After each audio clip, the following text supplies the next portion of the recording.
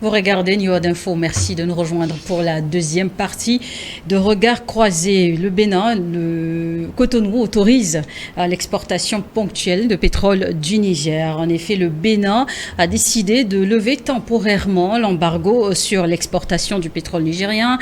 Cette annonce majeure a été faite lors d'une conférence de presse conjointe cette semaine tenue par le ministre béninois de l'eau et des mines, Samou Seydou Adombi, et le représentant de la délégation chinoise en mission au Bénin. On sait que c'est une entreprise chinoise qui est donc chargée de piloter ce projet.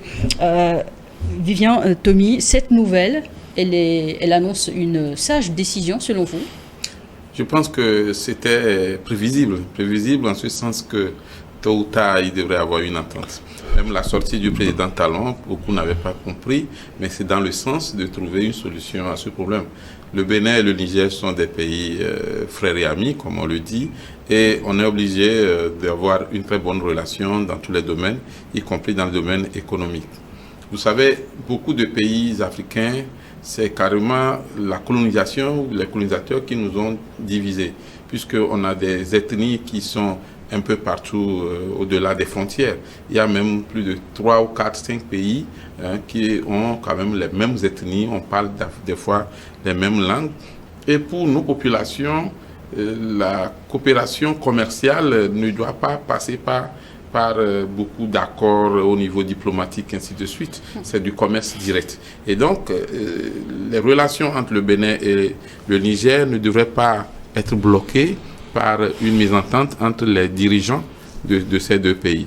Et je pense qu'aujourd'hui, on est en train de revenir au bon sentiment, on est en train de revenir au bon sens, et on espère que ça va continuer. Parce que si on suit bien le ministre chargé des mines du Bénin, ce n'est pas encore total, c'est un accord en partie pour une exploitation ponctuelle. On a même limité un peu le temps, on a dit c'est dans un délai de 36 heures, mais c'est une ouverture, puisqu'il y a eu une rencontre d'une longue durée entre la délégation chinoise, le gouvernement et le président Talon, et la délégation chinoise a été même chargée de rencontrer encore les dirigeants du Niger. Et il est prévu dans les jours à venir une rencontre inter-État entre le Bénin et le Niger. La Chine va participer en tant qu'observateur, mais on a comme l'impression que, contrairement à ce qui se disait la semaine passée, on est en train d'aller vers de bonnes résolutions de cette crise. Aujourd'hui, il appartient au Niger d'ouvrir les frontières, parce que tôt ou tard, le Niger devra ouvrir les frontières. Les Nigérians ont besoin que les frontières soient ouvertes entre le Bénin et le Niger. Le Bénin a fait sa part. Moi, je ne suis pas là pour supporter le Bénin ou quel pays que ce soit, contrairement aux commentaires sur nos émissions passées. Mais c'est dire que nous sommes des pays africains. Nous disons que nous n'avons plus besoin de la France et des autres puissances. Mais en même temps, entre nous, si les petites guéguerres, les mésententes doivent continuer, on est en train de s'afficher d'une façon négative face au monde. Il faudrait montrer que entre nous, pays africains, nous arrivons à nous entendre et à planifier les petits problèmes. Donc, vivement que les frontières du Niger soient ouvertes, vivement que la coopération économique reprenne entre le Niger et le Bénin pour le bonheur des populations. Des populations, pas des dirigeants. Parce que les dirigeants, que les frontières soient ouvertes ou pas, que ça marche ou pas, les dirigeants en ont quand même pour leur compte, jusqu'à même leurs petits ou leurs arrière-enfants. C'est un dirigeant qui l'a dit comme ça, on en a pour nos arrière-enfants. Mais c'est la population, donc au nom de cette population-là, pour qui on dit nous sommes obligés de faire les sacrifices, il faut que les dirigeants nigériens et les dirigeants béninois trouvent un consensus. Robert, écoutez, vous partagez la plaidoirie de Vivien Tomi. Comment comprendre que le Niger maintienne ses frontières communes avec le voisin béninois fermées malgré la levée des sanctions par la CEDEAO? Vous savez, c'est une situation très difficile et regrettable d'ailleurs, entre deux pays liés par des liens fraternels, des liens historiques. Vous savez, quand vous allez au nord du Bénin et l'autre partie de Gaïa à là, c'est pratiquement les mêmes frères. Et puis, vous prenez quelqu'un de Malanville, quelqu'un de Kandi et autres, quand ils parlent le français, vous allez croire que ce sont des Nigériens. Suivez par exemple le professeur Bako Arifari. Quand il parle le français, vous direz que voilà, c'est un Nigérien. Alors, c'est des pays qui ont des liens séculaires de familiarité et de tout, que rien ne peut quand même s'opposer. C'est vrai que la réaction du président Talon, beaucoup de personnes ne l'avaient pas comprise. C'était, ce n'était pas une dénonciation, c'était entre griffes un appel à la réconciliation au fait, parce que l'État béninois n'est pas hypocrite. Ils savent que voilà, il y a un problème, il y a un différend entre eux et le Niger, qu'il va falloir nécessairement en parler pour trouver des solutions. Mais comment voulez-vous bénéficier des émoluments issus du passage du pétrole par le pipeline là, sans parler avec celui qui vous fait ce bonheur-là? En fait, le pétrole appartient aux Nigériens. Ils l'ont fait passer par le Bénin parce que justement, ils n'ont pas la mer. Mais néanmoins, il y a le Bénin aussi qui gagne quelque chose. À part ce qui revient à l'État béninois, il y a aussi les emplois. Il y a aussi les emplois, il y a beaucoup d'activités connexes liées au passage de ce pipeline. Alors, quelqu'un qui vous fait ce bonheur-là, comment vous pouvez ne pas parler? Alors, quand entre les deux chefs d'État, quand entre les deux gouvernements, ça ne se parle pas, ce n'est pas bon. Maintenant, les frontières qui sont fermées, alors, c'est beaucoup de personnes qui sont au chômage, tant du côté béninois que du côté nigérien. Quand je prends l'axe Gaïa-Niamey jusqu'à Agadez, il y a beaucoup de transitaires, beaucoup de transporteurs, beaucoup de commerçantes, comme au Bénin aussi, qui sont carrément au chômage, où les activités sont carrément au stop. Aujourd'hui, ces personnalités-là, alors font partie de ceux qui ne parlent pas et qui observent malgré eux, alors cette calamité s'abattre sur eux. Ce n'est pas du tout bon. Maintenant, que ceux qui en font le chou gras sur les réseaux sociaux pour alors faire de cette affaire-là un jeu, moi j'ai dit c'est regrettable. Si nous voulons nous réclamer des panafricains et que entre nous, peuple voisin, on ne peut pas se parler et que cela doit faire la joie des autres pour ne serait-ce que insulter les deux parties ou les pousser à l'affrontement. Moi je pense quand même que si c'est ça le panafricanisme, c'est regrettable. Moi je dis, nous sommes arrivés à un moment où nous devons prôner l'unité entre les peuples. L'intégration passe par là. Sans l'union entre les peuples, comment peut-on parler d'intégration? Aujourd'hui, est-ce que les Nigériens qui sont au Niger, à cause de ce problème, vont rentrer chez eux? Pas du tout. Parce qu'ils tiennent aussi alors une partie de l'économie béninoise, tout comme les Béninois qui sont au Niger. C'est vrai que, voilà, au début de la crise, liée à l'insurrection qu'il y a eu, au Niger, il y avait la CEDEAO qui a demandé que les frontières soient fermées, que peut-être il y aurait même une intervention militaire. C'est vrai. Le président béninois, Patrice Talon, faisait partie de ceux qui alors avaient été intransigeants. Voilà, avaient été intransigeants. Mais il a arrivé à un moment, il a dit non, il faut prendre acte et travailler avec les autorités nigérienne. Moi, je dis, ça c'est une confession, ça c'est une manière de témoigner son humilité et puis son ouverture à travailler avec les autres. Parce que, moi je dis, une faute avouée est à moitié pardonnée. Si il continuait dans la même lancée, d'accord, on peut dire que voilà, il s'abstient à ne pas reconnaître des autorités militaires. Maintenant, aujourd'hui, les choses sont revenues au calme.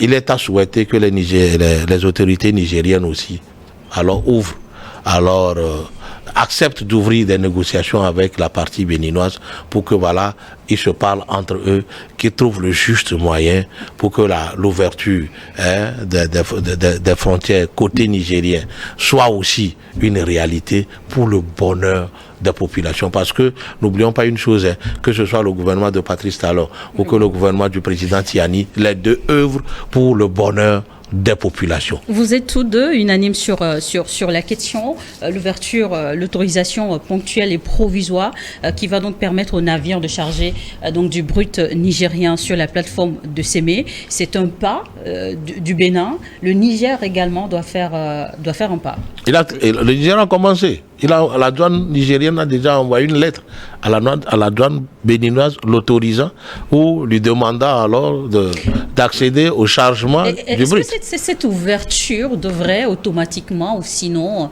en toile de fond favoriser également l'ouverture? C'est un pas. Oui, il faut dire que c'est un premier pas qui donne effectivement la possibilité au Niger, parce qu'au Niger, pas au Bénin, au Niger de profiter pour qu'il y ait une entente véritable.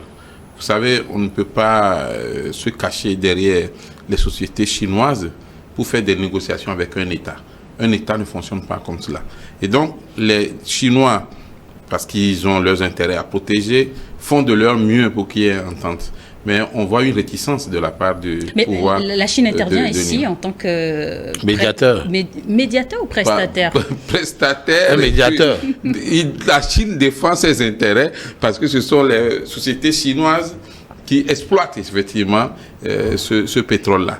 Et c'est dommage que ce soit des responsables de sociétés de Chine qui soient venus voir le président Talon pour essayer de remettre les choses, de négocier. Et Cotonou a également dénoncé la démarche. Oui, bien sûr, parce que, vous savez, le président, moi j'ai entendu sur un média étranger que le président Talon a reçu les Chinois à Catimini, c'est faux. La présidence du Bénin n'a jamais caché qu'elle a reçu ou bien que le président a reçu les Chinois. Ça a été même montré ouvertement. Donc, je ne sais pas d'où mes confrères ont entendu cette nouvelle-là. Les Chinois n'ont pas été reçus en catimini. La preuve, il y a eu même une conférence de presse où on a vu le ministre béninois chargé des mines et puis les responsables de sociétés chinois, les responsables chinois, parler à la presse. Et donc, aujourd'hui, le pas qu'il y a à faire, c'est au niveau de, je ne vais plus dire la junte au pouvoir, parce que l'Afrique a tellement de problèmes qu'on comprend maintenant pourquoi il y a certaines juntes qui sont nées. Je suis toujours contre les coups d'État, mais on va dire le gouvernement nigérien, et je pèse les mots. Et donc, le gouvernement nigérien doit faire aussi un pas. Ce que je remarque également, c'est que au niveau de la base, il y a un problème parce que si on prend le Bénin, la douane béninoise a reçu un courrier de la douane du Niger et des démarches ont été faites vis-à-vis du ministre, pour ne pas dire du gouvernement, donc des responsables du pays. Est-ce qu'on a cette liberté au niveau du Niger pour que, effectivement, ceux qui souffrent plus de cet état de choses se prononcent ouvertement et que les responsables du pays prennent les décisions qu'il faut? C'est ça aussi le problème. Aujourd'hui, nous ne pouvons plus nous cacher derrière la responsabilité des leaders ou des dirigeants pour dire que tout doit être fait. Mais en tant que citoyen, on peut aussi, pas se lever, se soulever, se rebeller, mais on peut quand même écrire, par exemple, au président Tiani pour lui dire, mais écoutez, nous souffrons.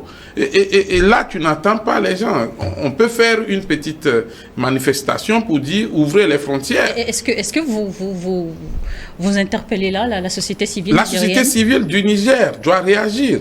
Vous pouvez faire une délégation, aller voir le président Tiani pour lui dire écoutez, nous sommes des frères, ouvrez les frontières, vous êtes dirigeants, prenez les dispositions sécuritaires. S'il le faut, allez aux Nations Unies, allez vers l'ONU et puis dites que nous craignons tant, parce que nous avons des preuves.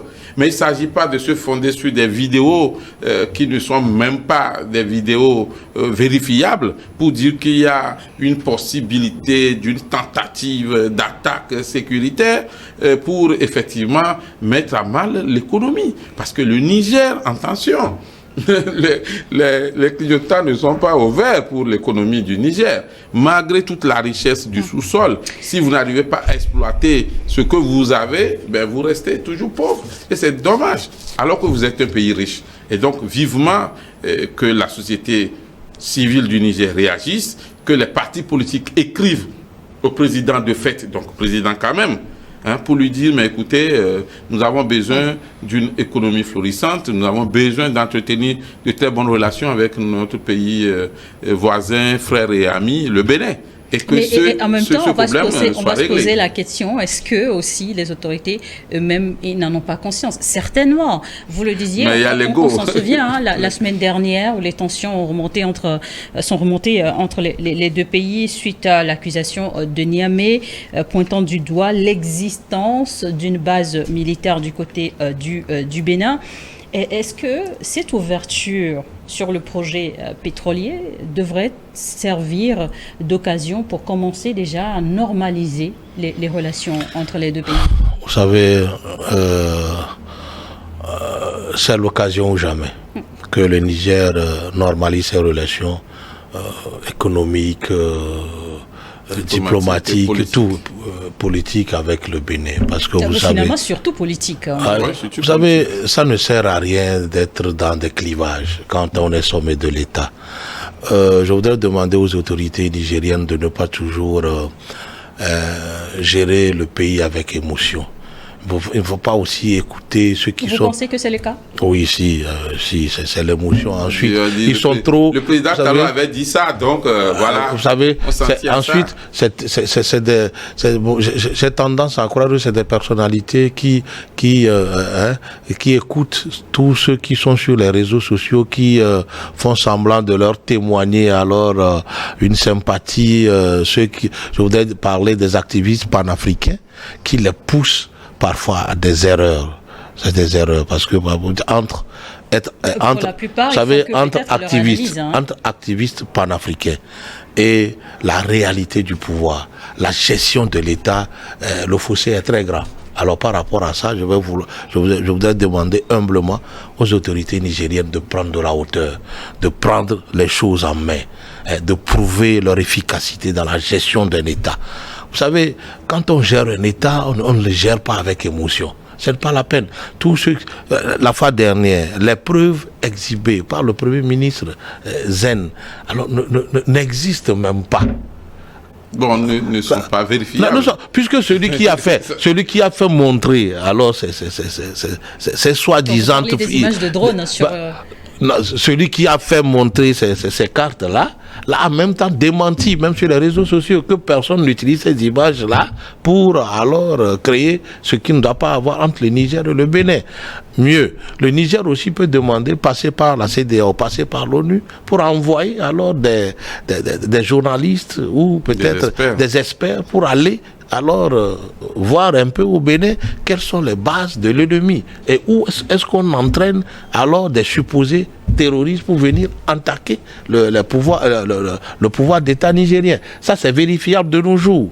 Ils peuvent aussi passer par leurs alliés militaires, la Russie. Maintenant, moi, j'ai dit, le Niger avait abrité les bases américaines. Pour autant, le Bénin ne s'était pas... Alors, le Bénin ne s'était jamais inquiété. Aujourd'hui, le Niger est en train d'acquérir aussi des bases de la Russie. Le Bénin ne s'en est pas inquiété. Maintenant, si le Niger veut ouvrir, veut avoir des partenariats militaires avec qui il veut, pourquoi le Bénin, on va demander au Bénin de ne pas le faire? Le Bénin aussi peut avoir des partenaires militaires avec qui il veut. Tout comme la France. Tout comme la France et tout, sans que cela ne pose de problème réel entre le Niger et le Bénin. Aujourd'hui, nous sommes en 2024 où il y a beaucoup de sujets sur lesquels on ne doit plus s'attarder. Il faut aller à l'Union, puisque ce pourquoi les dirigeants du Mali sont là aujourd'hui, c'est pour le bonheur de la population. Je le dis encore, c'est pour le mieux-être, les meilleures conditions de vie pour la population. Maintenant, pourquoi fermer les frontières? Pourquoi empêcher que les deux peuples-là commercent entre eux? Ne serait-ce que pour que, voilà, ce que l'État ne peut pas faire, que les personnes tiers puissent le faire et que, voilà, les populations vivent mieux. Tôt ou tard, les frontières seront ouvertes. Moi, j'ai dit la fois dernière, vous savez, les hommes passent. Patrice Talon passera. Le général Tiani aussi passera. Mais quelle leçon auront-ils les deux laissé alors à ce peuple, amis et frères? Voilà. Non, mais je pense aussi que, si tu permets, oui, allez-y. Le président Talon peut aller encore loin. Vous savez, quand il a montré sa bonne volonté de reprendre les bonnes relations entre les deux pays, il peut faire encore mieux en demandant par exemple à la CEDEAO, qui hésite toujours d'intervenir pour une normalisation en envoyant, comment on appelle ça, des émissaires directement chez le président Tiani, quitte au général Tiani de refuser de recevoir ces émissaires-là. Je pense qu'il ne faut plus qu'on s'arrête juste aux mots, au discours, mais il faut des actes concrets. Des actes concrets de la part des deux pays, parce que c'est les peuples qui en souffrent. Quand vous refusez d'ouvrir la frontière, vous refusez le passage du pétrole par votre territoire, ce n'est pas vous qui souffrez, c'est les pauvres citoyens qui souffrent. Et donc, c'est important qu'il y ait des pas au niveau des deux dirigeants. Que le général Tiani comprenne que tôt ou tard, je le dis, je le répète, les frontières du Niger avec le Bénin, ces frontières seront ouvertes. Ça ne va pas rester fermé. Moi, je me rappelle les frontières du Togo et du Ghana. Étaient fermées, surveillées. Il y avait les militaires un peu partout. Il y avait même des grilles. Hein? Oui, il y avait des grilles, des barbelés. On a fait même des fossés entre les deux pays. Mais aujourd'hui, mais les frontières, tu ne peux même pas les fermer. Même pour les élections, on a fermé ça juste pour quelques heures. Et nous sommes les mêmes peuples parce que il y a des peuples, il y a des citoyens togolais qui ont la famille au Bénin, qui ont la famille au Ghana et vice-versa. C'est la même chose entre le Bénin et le Niger. Donc, vivement que les dirigeants de nos pays africains ne soient pas égoïstes. Quand on parle du panafricanisme, de l'Union africaine, quand on dit qu'on veut aller vers les États-Unis d'Afrique, je ne vois pas pourquoi entre le Niger et le Bénin, qui constituent des quartiers des États-Unis d'Afrique dans le futur, on va continuer par fermer les frontières ou refuser que le commerce se passe bien. Donc, que les bases soient saines, que les accords soient vraiment signés, parce qu'on ne parle pas du business entre sociétés, mais on parle effectivement d'affaires entre États. Et donc, les Chinois ne sont que des intermédiaires, ne sont que des exploitants, ne sont prestataires que des commerçants, des prestataires de services. Ce n'est pas aux Chinois de dicter les lois ou de faire les négociations ou la médiation, mais il appartient aux deux pays de s'entendre. C'est là aussi, moi je suis déçu du comportement de la CEDEAO. En principe, le Bénin ayant respecté les mots d'ordre de la CEDEAO, aujourd'hui qu'il y a problème entre le Niger et le Bénin, la CEDEAO doit prendre des initiatives pour rapprocher les deux peuples, les deux gouvernements. Même s'il y a des initiatives, la CEDEAO ne va pas crier là-dessus. Hein. Mais je ne crois pas qu'il y a des initiatives aussi... la CEDEAO va parler, je ne pense pas que la CEDEAO ait pris des initiatives allant dans ce sens. Ça, ce n'est pas bien. C'est comme on a laissé le Bénin à son sort. Cela découragerait demain d'autres États. Aucun des deux pays non plus n'a pris l'initiative de saisir la CEDEAO. Ah, bien sûr. Mais non, aujourd'hui, le Bénin a montré sa bonne volonté, une ouverture. Et c'est le côté nigérien qui ne veut pas entendre parler du Bénin. Mais est-ce que les autorités nigériennes peuvent effacer la place du Bénin à leur côté? Il n'y a pas, c'est pas possible. Vous n'êtes pas sans savoir. Le Niger aujourd'hui membre de l'AES, même si la CEDEAO intervenant, est-ce que du côté du Niger, vous savez, l'oreille? AES ou pas, nous appartenons tous à l'Afrique de l'Ouest. Si vous prenez la carte aujourd'hui, le Niger, le Mali, le Burkina Faso et les autres pays, comme le Togo, le Bénin et tout, nous sommes dans l'Afrique de l'Ouest. Et nos peuples s'entremêlent. Aujourd'hui, prenons la population togolaise. Vous allez trouver alors des échantillons de tous ces pays-là que vous venez de citer. Alors, il y a des liens séculaires qui lient nos pays de sorte que personne aujourd'hui ne peut créer une organisation qui va venir différencier X de Y. Donc, le mieux, c'est d'aller à la paix, c'est d'aller à l'union, c'est d'aller à l'intégration de nos peuples pour le bonheur justement, voilà. Parlons un peu des avantages de ce projet d'exportation du pétrole du Niger. Quel impact sur les autres pays, sur l'économie même de la région? Oui, d'abord dire que la question de l'AES reste une sorte d'idéologie. Vous savez, nous avons la CEDEAO. C'est vous qui le dites, c'est vous qui le pensez peut-être aussi comme ça. Nous avons la CEDEAO, mais nous avons également le Conseil de l'Entente. Nous avons également l'UEMOA. Donc, il peut y avoir l'AES au sein de la CEDEAO. Parce que le président Traoré a été plus que clair là-dessus. Il ne faut pas croire qu'il suffit d'un discours pour dire qu'on sort de la CEDEAO que cela devienne une réalité. Parce que pour sortir d'une institution supranationale comme la CEDEAO, il y a beaucoup d'étapes à franchir et on n'est pas encore au bout du tunnel. Ces pays restent toujours, ou bien du moins au niveau de la CEDEAO, ces pays sont toujours considérés comme étant membres de l'institution supranationale. Maintenant, pour revenir aux avantages effectivement de l'exploitation du pétrole et surtout du passage par le territoire béninois, il faut reconnaître que la question du pétrole, même si c'est votre pays seul qui l'avait, son exploitation, des fois, vous oblige à recourir à d'autres pays. Parce que quand vous avez fini de faire l'exploitation, vous devez peut-être transporter vers l'extérieur, vers d'autres points, et vous avez besoin des autres. Aujourd'hui, si on prend le cas du Niger, le pétrole doit profiter tout d'abord au peuple nigérien, ça c'est clair, c'est le Niger d'abord, mais en même temps aussi les pays comme le Bénin ou encore peut-être le Togo ou d'autres pays pourraient aussi bénéficier un peu de l'exploitation de ce pétrole-là.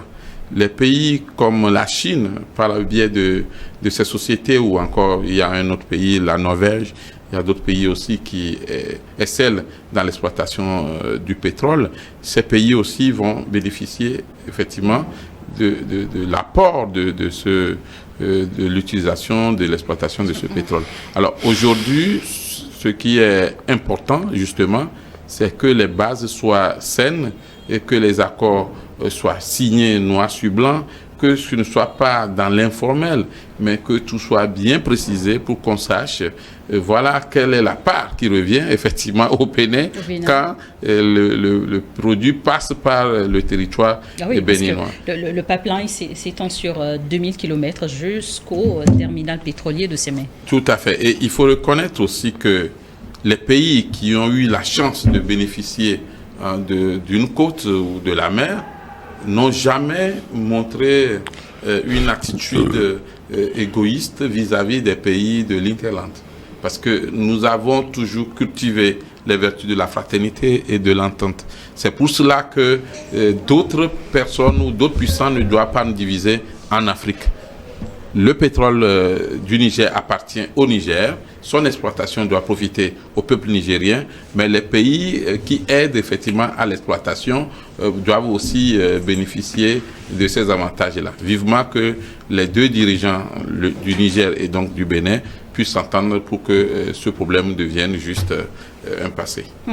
Alors, nous parlons donc du pétrole, une denrée qui devient très rare dans la sous-région avec le géant nigérian qui semble ou sinon s'étouffe. Déjà, les deux pays, le Niger et le Bénin, ont tout intérêt alors à sauver ce projet. Oui, vous savez, ce projet n'est qu'au démarrage. Peut-être aujourd'hui, on parle seulement du brut. Mais peut-être que demain, le Niger peut aussi développer des raffineries et passer alors le produit déjà fini par le Bénin pour peut-être des échanges commerciaux dans la sous-région et peut-être d'autres parties du monde. Alors quand c'est comme ça, je pense quand même que et le Bénin et le Niger doivent s'entendre pour que voilà le projet Pipeline puisse être bénéfique pour les deux pays. C'est vrai que dans le contrat, ce que doit gagner le Bénin est déjà inscrit et que à chaque fois que même 1 litre de brut passe dans le tanker, le Bénin a sa part. Donc moi j'ai dit, sur le long terme, le Bénin va gagner, comme le Niger va gagner des millions, des milliards de dollars par jour. Parce qu'en principe, ils sont dit, je pense, 400 000 barils par jour, quelque chose comme ça. C'est énorme. Alors, pourquoi alors mettre frein à ça? Et ce n'est pas à la partie chinoise de venir dicter les lois ou de remplacer l'État nigérien. auprès des autorités béninoises. D'autant plus qu'il y a la part du Bénin. Qui peut ordonner aujourd'hui qu'on paye la part du Bénin? C'est aussi ça. Maintenant, si demain, il y a problème sur l'installation, alors comment les Nigériens qui ne veulent pas venir au Niger peuvent venir constater? C'est aussi ça. Est-ce que les autorités nigériennes même, pour venir au Bénin et prennent l'avion, or que hier, ils ne venaient pas la voiture, la voie terrestre, est-ce que ça les met même à l'aise? Vous savez, pourquoi tout le monde apprécie les pays qui se disent de l'AES? C'est parce qu'ils veulent faire une ouverture d'esprit. Ils veulent l'intégration réelle. Ils veulent couper avec la France. Ils veulent couper avec la France et tout. C'est vrai. Même s'ils veulent couper avec la France, eux-mêmes ils disent ils ne veulent pas couper avec la France, mais ils veulent que la France les respecte. Alors, quand c'est comme ça, pourquoi en vouloir à celui qui est ami avec la France? Si ça ne vous gêne pas, ça ne devra pas vous gêner. Peut-être que vous avez fait le choix alors de traiter avec un autre partenaire qui n'est pas utile à l'autre. Il faut comprendre ça comme ça. Et cela ne doit pas être un problème qui doit alors mettre les peuples en clivage. Aussi, je voudrais féliciter le tonitruand activiste Kémy Séba qui, dans ce dossier, a appelé les deux parties à se parler, a même proposé sa médiation pour pouvoir ramener la paix entre le Niger et le Bénin pour que la frontière s'ouvre. Le Niger, pour le moment, va donc exploiter du pétrole brut, ne possédant pas ou de raffinerie. Après, sur le continent aussi, et surtout dans notre région, pour se développer, il faut beaucoup miser sur l'industrialisation. Mais pour le moment, la machine, on va dire un peu au ralenti. Et c'est ce qui déçoit. Vous savez, j'avais fait un voyage en Turquie où j'ai rencontré des exploitants pétroliers